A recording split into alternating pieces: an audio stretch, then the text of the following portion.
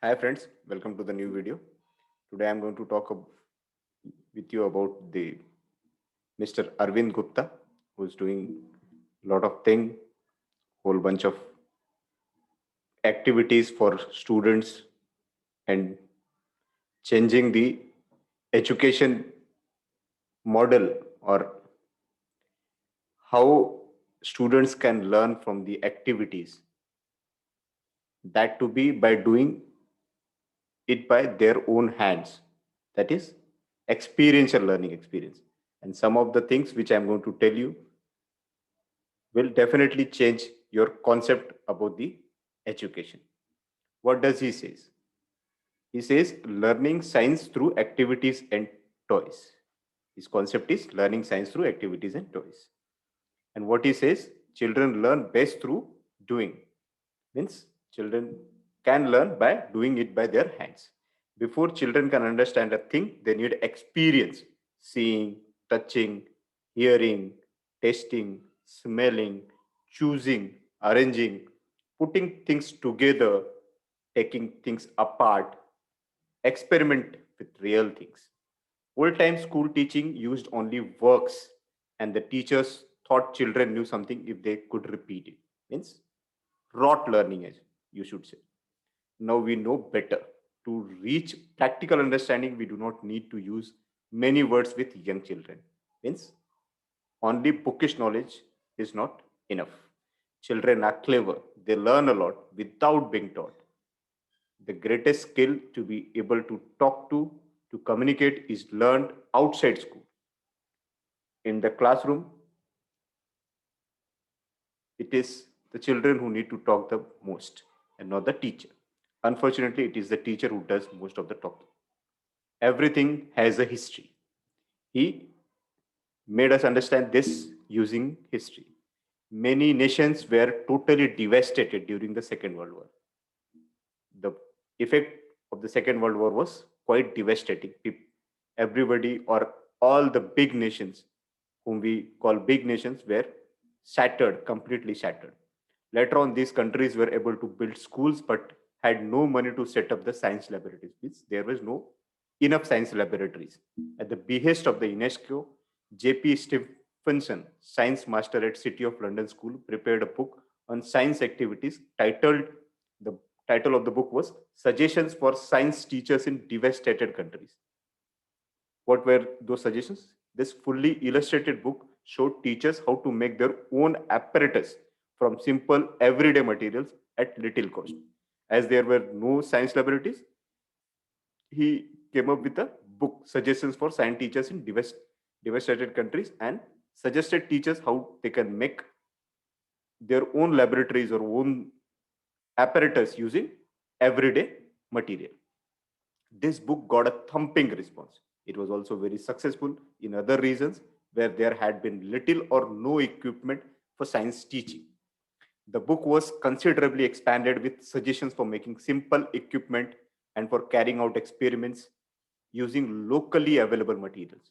He has given all the concept which involves making any apparatus using local materials.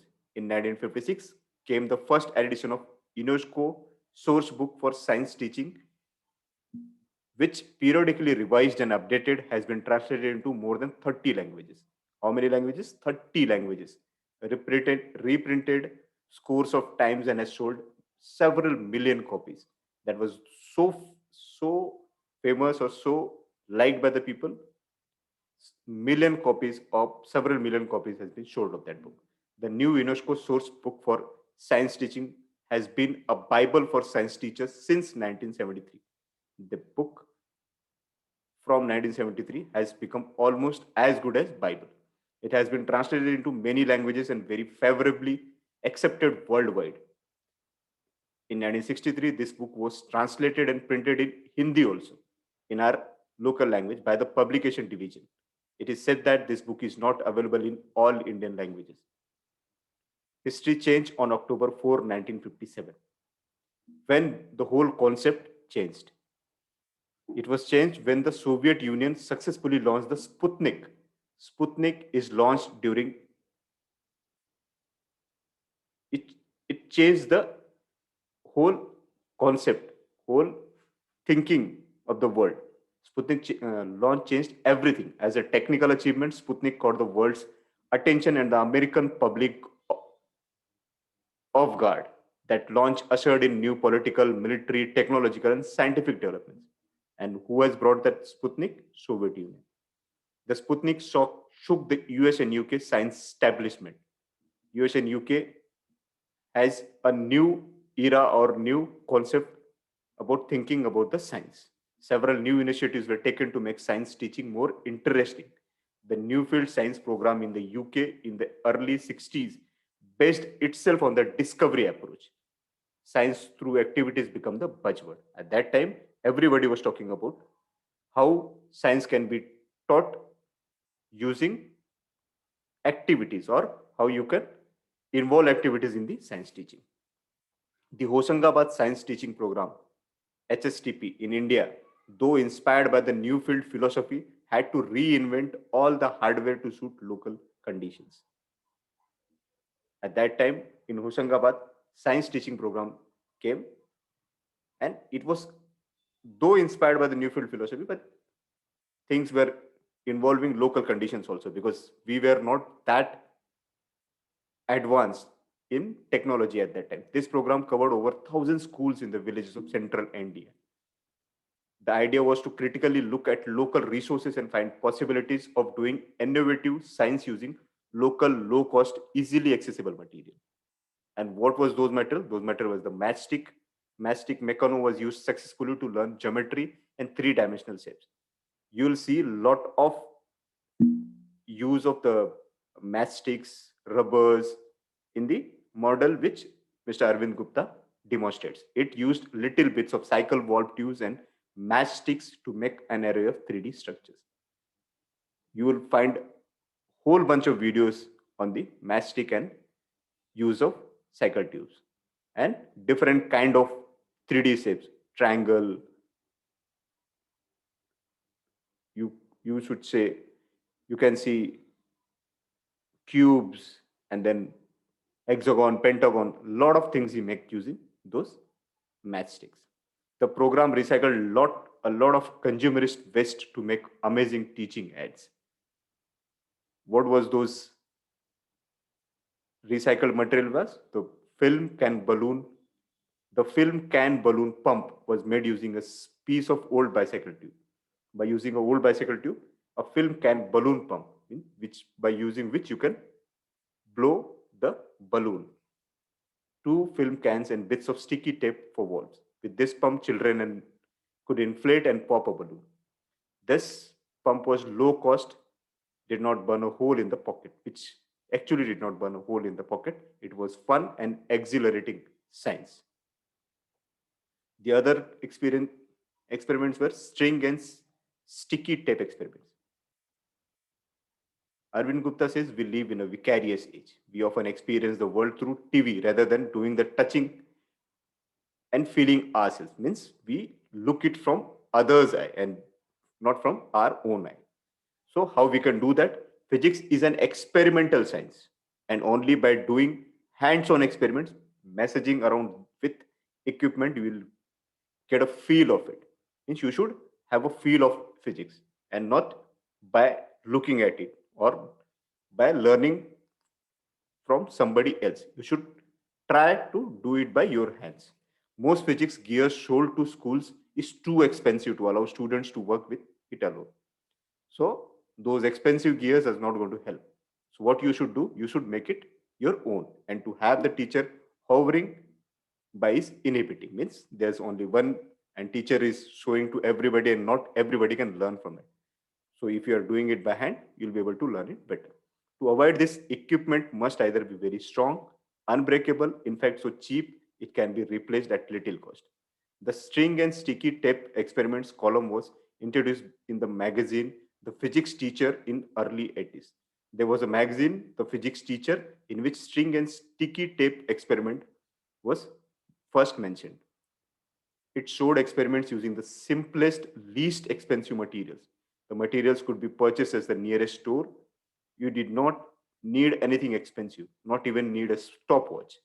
All you needed were common rubber bands, sellotape, styrofoam or paper cups, string, drinking straws, glass marbles, plastic ruler, coins, pencil, paper and scissors. This will cost not more than 100 bucks in today's scenario also. In 1905, the father of Russian popular science, Yakov Perelman, was present from 1880 to 1942, wrote Physics for Fun, a book he has written. The name of that book was Physics for Fun. It is must read for everybody. He showed that children could use standard coins, rubles, and kopecks as standard weights. Now we use weights, but then he said children can use even coins, rubles, and kopecks as the weights. It is said that the chapter on weight in most Indian books starts not with coins, which are accessible to every child, but with a picture of a fractional weight box, which most children will never see in their whole life. You can get coins of 1 rupee, 2 rupee, or pennies, but then getting those fractional weight is not feasible for everybody. So you can use those coins also as a weight. Toys and trinkets. Some traditional toys have been used successfully to demonstrate principle of physics. Till now, we have discussed a lot about toys, a lot about how one can do or learn science using hands-on experiments. So toys have been successfully to demonstrate principle of physics. Most inspiring physics teachers have their pet toys hidden away in drawers, cabinets, and pant pockets. They include things like that dunking bird, gyroscopes, a tippy top propeller on a notch stick, Newton's cradle, slinky, and coupled pendulums. Most toys has an advantage over conventional demonstration equipment in their relatively low cost. And in fact, the children relate well to them. Unfortunately, most toys are not made up of repeated use, and that they are often no longer available when one looks for replacement. So, toys should be something which you can use time and again. Some traditional toys can be used to great advantage in a science class. Some traditional toys can be used to great advantage in a science class. It is unfortunate that science teaching ignores traditional toys. The Joy of Making Indian Toys by Sudarshan Khanna. There's a writer, Mr. Sudarshan Khanna, who has written a book, The Joy of Making Indian Toys. Documents over 100 toys.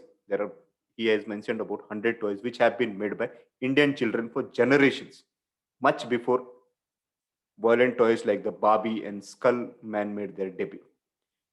Traditional toys are R&D for hundreds of years.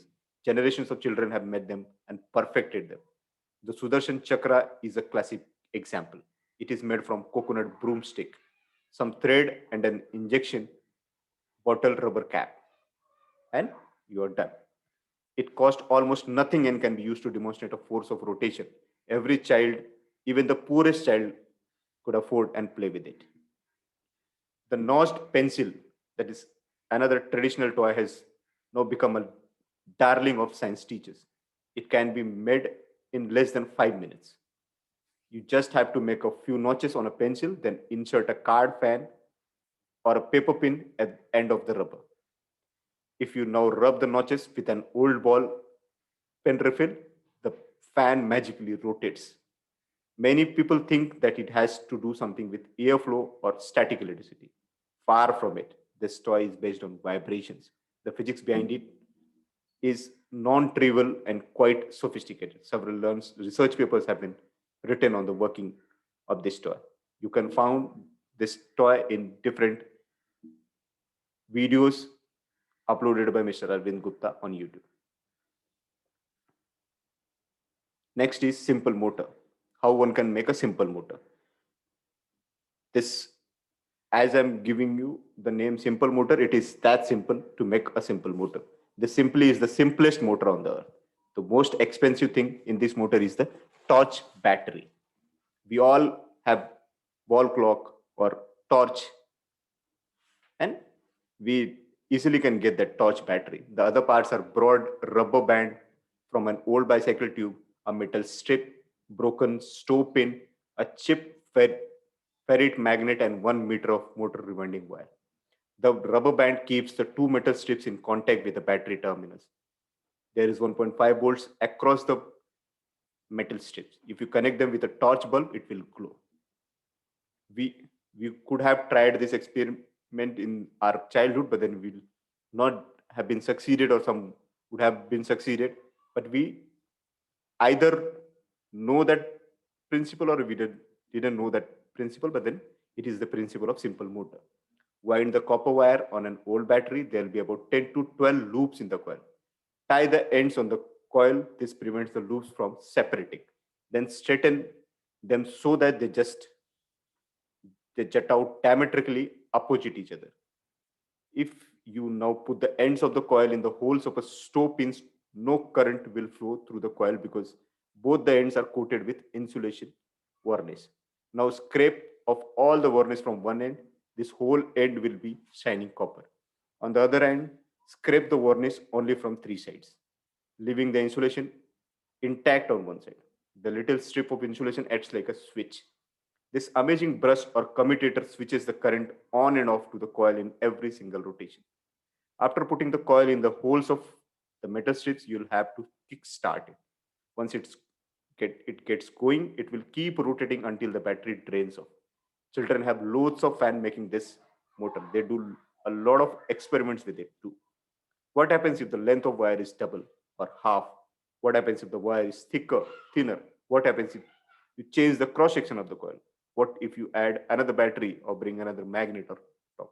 There is so much in it to discover for an inquisitive child. Same way as I've told you, this simple motor is also been demonstrated by Mr. Arvind Gupta in his videos. You can find that and you can try making it.